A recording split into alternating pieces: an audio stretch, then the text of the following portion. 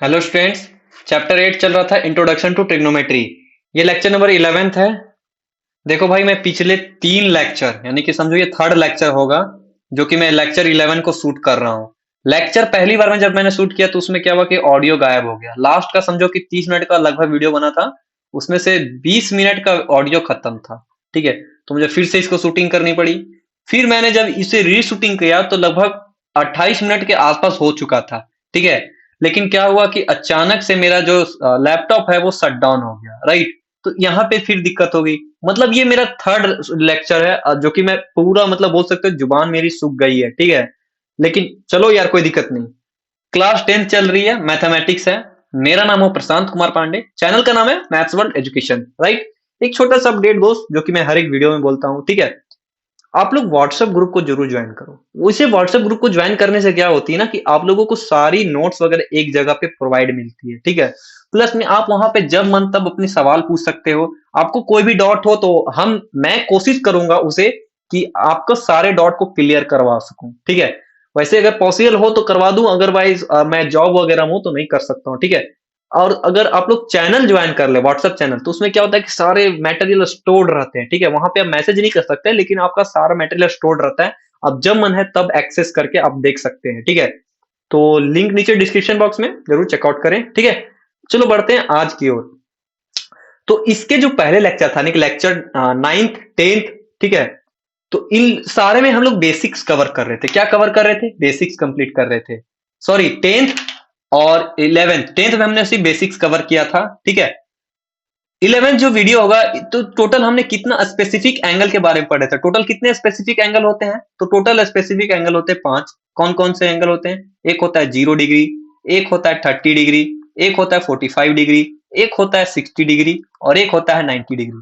इसके बारे में हम लोगों ने लेक्चर नंबर 10th में पढ़ लिया था।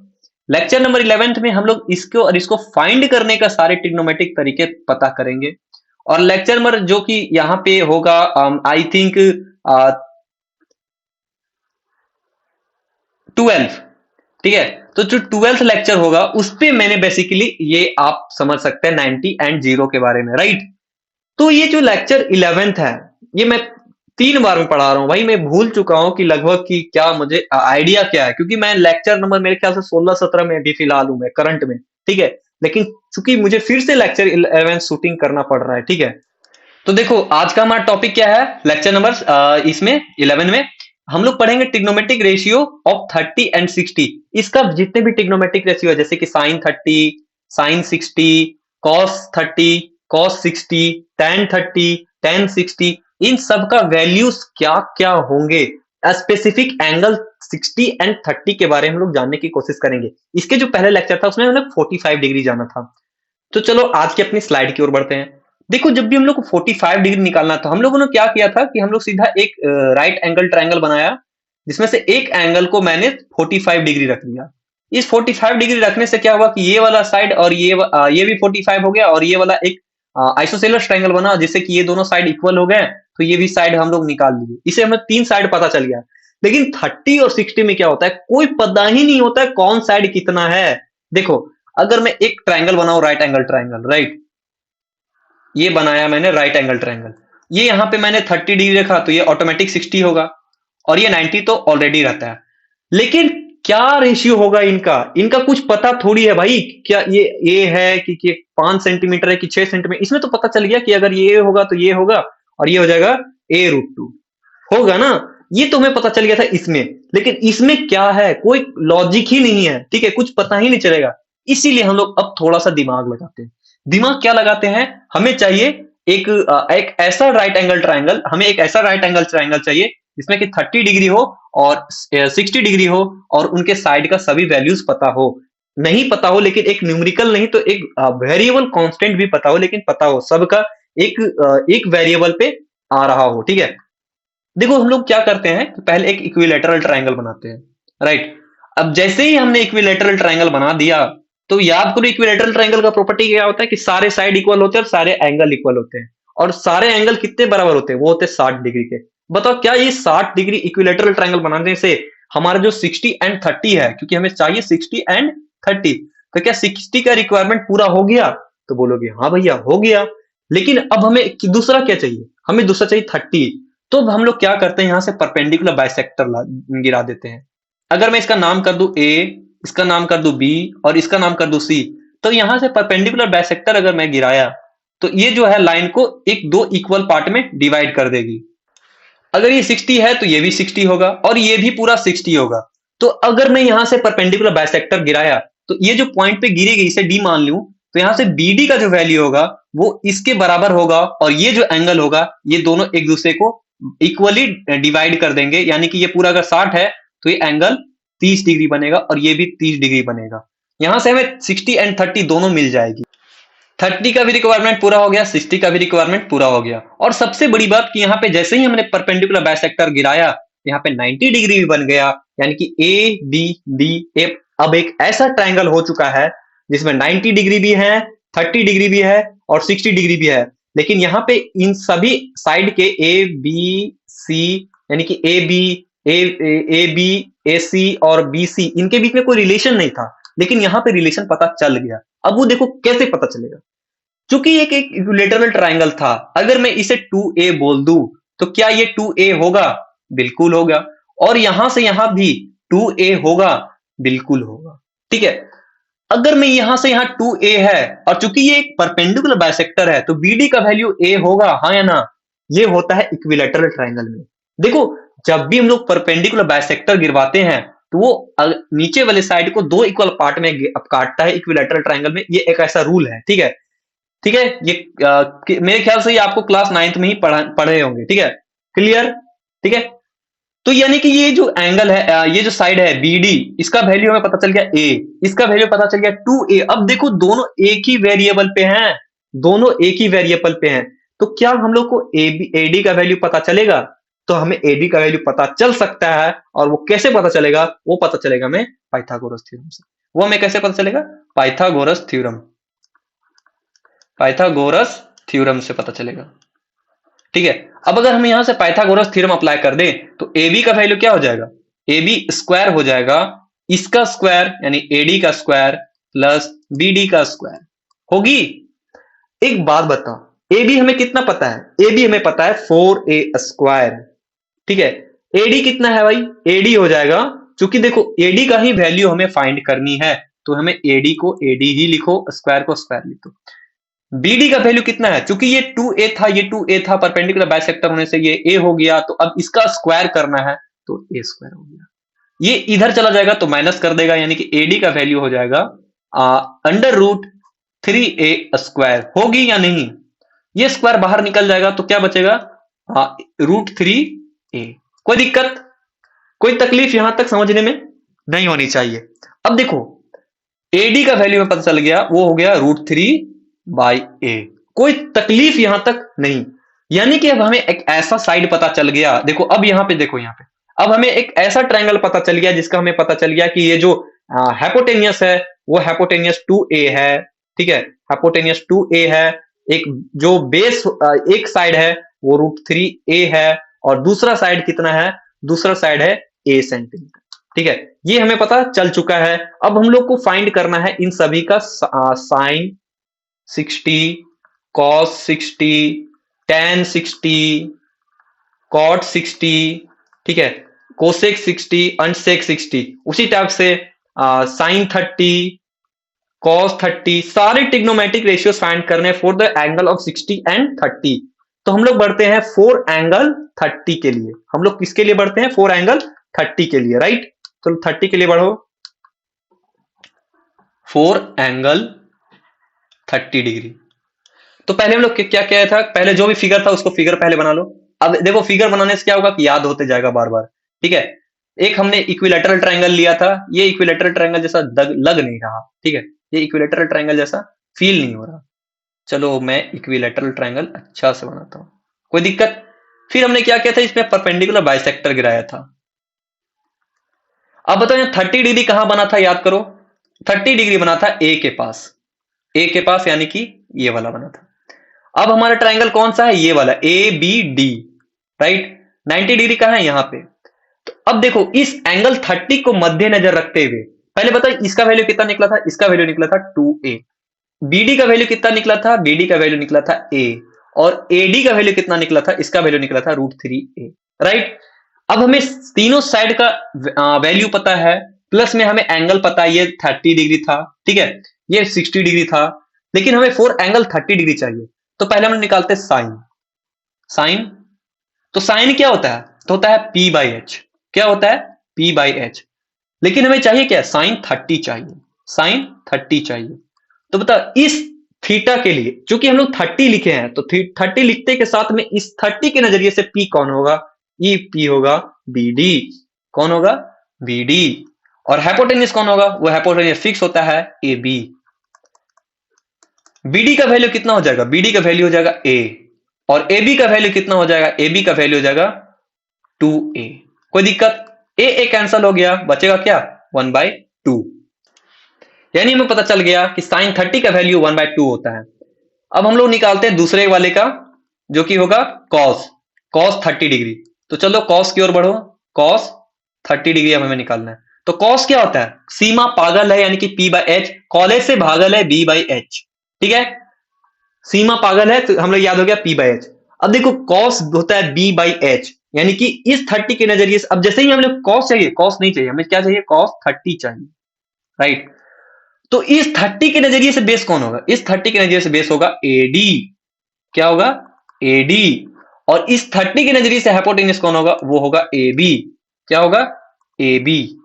अब बताओ AD का वैल्यू कितना दिया हुआ है? AD का वैल्यू निकल चुके हैं, जो कि हम लोग निकाले हैं √3A। और AB का वैल्यू हमें पता है, AB का वैल्यू कितना है? वो है 2A। A से A कैंसल होगा, बचेगा क्या? √3/2। होगी क्या ये पॉसिबल है? तो यस। तो हमें पता चल गया cos 30 का वैल्यू होता है √3/2। cos 30 का वैल्यू होता है कितना? √3/2। साइन हो गया, cos हो गया, अगला कौन है? tan। tan, तो टेंशन क्या होता है? टेंशन होता है 5 बोरा। टेंशन होता है 5 बोरा, P/B। क्या होता है? 5 बोरा, यानी कि P/B। एक बात बताओ, हमें tan चाहिए क्या? नहीं ना, हमें चाहिए tan 30 चाहिए, हमें चाहिए tan 30। अब जैसे ही हमने tan 30 रखा, तो इस 30 के नजरिए से P कौन होगा? इस 30 के नजरिए से P कौन होगा? इस 30 के नजरिए से P होगा BD। क्या हो जाएगा? BD। और इस 30 के नजरिए से बेस कौन होगा? इस 30 के नजरिए से बेस होगा AD। कौन होगा? AD। और जब इसका वैल्यू पुट करेंगे, तो यानी कि परपेंडिकुलर कितना हो गया? A, और बेस कितना हो गया? √3A। A कैंसल हुआ, बचेगा क्या? 1/√3। कितना बचा? 1/√3। यानी कि हमें अब पता चलता जा रहा है कि साइन 30 का वैल्यू 1/2 होता है, cos 30 का वैल्यू √3/2 होता है, और tan 30 का वैल्यू 1/√3 होता है। अगला कौन है? अगला है कॉट। अगला कौन है? कॉट। मतलब कॉट किसका उल्टा होता है? तो फिर से याद करो, मैंने सीरियल वाइज याद करने के लिए बोला था, साइन, कॉस, टैन, कॉट, सेक, कोसेक, राइट। बताओ कॉट किसका अपोजिट होगा? तो कॉट होगा बीच वाले बीच के साथ, यानी कि टेन का। और टेन का क्या बताया था मैंने? टेंशन 5 बोरा। टेंशन 5 बोरा, तो कॉट क्या होगा? बोरा 5। कॉट क्या होगा? बोरा 5। तो लिखो B/P, ठीक है। एक बार बताओ, क्या हमें कॉट चाहिए? तो हमें कॉट नहीं चाहिए, हमें क्या चाहिए? कॉट 30 चाहिए। तो कॉट 30 लिखो। तो इस 30 के नजरिए से B कौन होगा? इस 30 के नजरिए से B होगा AD। कौन होगा? AD। और परपेंडिकुलर कौन होगा? वो होगा BD। क्या होगा? BD। यानी कि हो जाएगा √3A divided by A cancel हुआ, बचेगा क्या? सिर्फ और सिर्फ √3। यानी कि cot 30 का वैल्यू √3 होता है। आगे चलते हैं, साइन कॉस हो गया, tan हो गया, cot हो गया, सेक। अब सेक में देखो, सेक चाहिए हमें कितना? सेक क्या होता है? सेक होता है कॉस का अपोजिट, ठीक है। तो कॉलेज से भागल है, तो है भागल, उल्टा होता है ना, H है भागल, H/B। क्या हमें सेक चाहिए? तो हमें सेक नहीं चाहिए, हमें चाहिए सेक 30। तो एक बात बताओ, इस 30 के नजरिए से H कौन होगा? इस 30 के नजरिए से H होगा हाइपोटेन्यूस, वो फिक्स होता है AB। इस 30 के नजरिए से हाइपोटेन्यूस फिक्स है, वो होता है AB। तो इसके लिए बेस कौन होगा? बेस होगा AD। और AB का वैल्यू कितना है? 2A। और AD का वैल्यू कितना हो जाएगा? AD का वैल्यू हो जाएगा √3A, राइट। और जब तुम यहां वैल्यू कट करोगे, तो वैल्यू क्या आएगा? 2/√3। यानी कि सेक 30 का जो वैल्यू होगा, वो होगा 2/√3। एक लास्ट बचा हुआ है, वो बचा हुआ है कोसेक। वो क्या बचा हुआ है? कोसेक। अब बता कोसेक इक्वल टू क्या होता है? तो कोसेक होता है साइन का उल्टा, और साइन होता है सीमा पागल है, यानी कि P बाई एच, तो हो जाएगा H बाई P। ठीक है, तो तक क्या हमें कोसेक चाहिए? तो नहीं, हमें चाहिए कोसेक 30। अब जैसे ही 30 लिखा तो कोसेक 30 का वैल्यू क्या होगा? तो कोसेक 30 का वैल्यू देखो H क्या होता है, इस 30 के नजरिए से H हाइपोटेन्यूस क्या होगा? AB। और इस 30 के नजरिए से परपेंडिकुलर कौन होगा? इस 30 के नजरिए से परपेंडिकुलर होगा ABD। यानी कि जब हम लोग इसको वैल्यू पुट करेंगे तो हो जाएगा 2A divided by A equal to 2। यानी कोसेक 30 का वैल्यू होता है 2, राइट। तो ये हो गया 4 एंगल 30 डिग्री। अब हम लोग एंगल 60 को मेन एंगल मान के सारे वैल्यूज निकालते हैं, ठीक है। अब हम लोग आगे बढ़ते हैं, वो हो जाएगा 4 एंगल 60 डिग्री। तो पहले फिगर बना लो तुरंत। तो पहले फिगर के लिए क्या किया था? एक इक्विलेटरल ट्राइंगल लिया था। इक्विलेटरल ट्राइंगल में जो ABC है, ए से हमने क्या किया था? परपेंडिकुलर बाइसेक्टर ड्रॉ किया था। वो परपेंडिकुलर बाइसेक्टर यहां से लेके इसको दो इक्वल पार्ट में डिवाइड कर दिया, इसको डी मान लिया था। ये एंगल था 60 डिग्री। चूंकि ये 60 था और ये इक्वल इक्वल पार्ट में डिवाइड करिए, इसलिए 30 डिग्री हो गया था, और यहां बना था 90 डिग्री। इसका वैल्यू 2A था, इसका वैल्यू A था, और ये AD का वैल्यू √3A निकला था। याद आया? याद आ गया सब कुछ? अब बढ़ते 60 के लिए। तो पहले निकालते साइन 60, ठीक है। तो साइन क्या होता है? तो सीमा पागल होती है, ठीक है। तो P बाई एच पागल है। तो एक बार बताओ कि P यानी कि साइन, क्या हमें साइन का वैल्यू चाहिए? तो हमें साइन का वैल्यू नहीं चाहिए, हमें चाहिए साइन 30 का वैल्यू, 60 का वैल्यू। तो इस 60 के नजरिए से परपेंडिकुलर कौन होगा? वो होगा AD। कौन होगा? AD। और इस 60 के नजरिए से हाइपोटेन्यूस कौन होगा? वो होगा AB। कौन होगा? AB। एक बार बता, AD का वैल्यू क्या होगा? AD का वैल्यू हो जाएगा √3 बाई A। इसके लिए क्या होगा? AB क्या होगा? AB का वैल्यू है 2A। और जब इसको कट करोगे तो क्या आएगा? √3/2। यानी कि साइन 60 का वैल्यू हो गया √3/2। अगला आते हैं कॉस में। कॉस क्या होता है? कॉलेज से भागल है B बाई एच, ठीक है। कॉलेज से भागल है B बाई एच। तो बता कॉस B बाई एच है, तो कॉस हमें 60 चाहिए, ठीक है। तो इस 60 के नजरिए से बेस कौन होगा? इस 60 के नजरिए से बेस होगा BD। इस 60 के नजरिए से हाइपोटेन्यूस कौन होगा? वो होगा AB। BD का वैल्यू कितना है? A unit. और AB का वैल्यू कितना है? 2A unit. A कैंसिल हो गया, बचेगा क्या? 1/2। यानी कि cos 60 का वैल्यू 1/2 होता है, ठीक है। अगला आते हैं साइन कॉस tan। टेंशन क्या होता है? 5 बोरा। टेंशन क्या होता है? 5 बोरा। लेकिन क्या हमें tan का वैल्यू चाहिए? नहीं, हमें चाहिए tan 60 का वैल्यू। तो जैसे ही लिखा तो tan 60 के नजरिए से परपेंडिकुलर कौन होगा? वो होगा AD। कौन होगा? AD। इसके लिए बेस कौन होगा? वो होगा PD। कौन होगा? BD। AD का वैल्यू कितना है? AD का वैल्यू है √3A। और BD का वैल्यू कितना हो जाएगा? A कैंसिल हुआ, कितना बचा? √3। यानी कि tan 60 का वैल्यू होता है √3। साइन हो गया, कॉस हो गया, tan हो गया। अगला कौन होता है भाई? आगे का देखो कैसे याद करते हैं। अगला क्या होता है? अब देखो इसको याद करने का फिर क्या बोला था मैंने? सीरियल वाइज याद करो, ठीक है। तो ये हो गया पहला साइन, ठीक है। दूसरा में होता है कॉस, तीसरा होता है tan, ठीक है। उसका बाद कॉट, सेक, कोसेक, राइट। साइन हो गया, कॉस हो गया, tan हो गया। अब बता अगला कौन है? कॉट। कॉट किसका अपोजिट होता है? tan का। कॉट किसका अपोजिट होता है? tan का। तो कॉट लिखो। कॉट होता है, देखो tan किसका क्या होता है? tan होता है पागल है, यानी कि टेंशन 5 बोरा, यानी कि बोरा 5, बोरा 5, राइट। क्या हमें tan का वैल्यू चाहिए? नहीं, हमें चाहिए tan 60 का। तो लिखो, सॉरी cot 60 का चाहिए, तो cot 60 लिखो। अब जैसे ही हमने cot 60 लगा दिया, तो इस 60 के नजरिए से बेस कौन होगा? इस 60 के नजरिए से बेस होगा BD। क्या होगा? BD। और इस 60 के नजरिए से परपेंडिकुलर कौन होगा? वो होगा AD। और जब इसको सॉल्व करोगे तो होगा A डिवाइडेड बाय √3A। और यानी कि जब इसको सॉल्व करोगे 1/2 √3 आएगा। यानी कि cot 60 जो होगा वो 1/√3 होगा, राइट। अगला कौन है? सेक। अगला कौन है? सेक साहब। सेक सेक किसका अपोजिट होता है? कॉस का। तो कॉलेज से भागल है, यानी कि है भागल, h/b, ठीक है, h/b, सेक, ये SEC लिखा हुआ है भाई, ठीक है, h/b। अब देखो h/b है तो हमें क्या चाहिए? सेक 60 चाहिए। हमें क्या चाहिए? सेक 60 चाहिए। अब जैसे ही सेक 60 लिखा, इस 60 के नजरिए से पहले हाइपोटेनियस कौन होगा? वो होगा AB। इस 60 के नजरिए से बेस कौन होगा? वो होगा BD। और जब वैल्यू पुट करेंगे तो वैल्यू आ जाएगा तुम्हारा, AB का वैल्यू है 2A और BD का वैल्यू है A, और कटेंगे तो क्या आ जाएगा? 2। यानी कि 660 का जो वैल्यू होगा वो हो जाएगा 2, राइट। 660 का वैल्यू क्या होगा? 2। अगला क्या है? कोसेक। कोसेक, ठीक है। कोसेक किसका अपोजिट होता है? कोसेक किसका इनवर्स होता है? वो होता है साइन का, लास्ट वाला फर्स्ट के साथ में, ठीक है, साइन का। तो साइन का याद करने का तरीका, सीमा पागल है, P/H, तो है पागल, है पागल, राइट। एक बात बताओ, इस चूंकि हम लोग को चाहिए क्या? कोसेक 60 चाहिए, तो कोसेक 60 लिखो, कोसेक 60।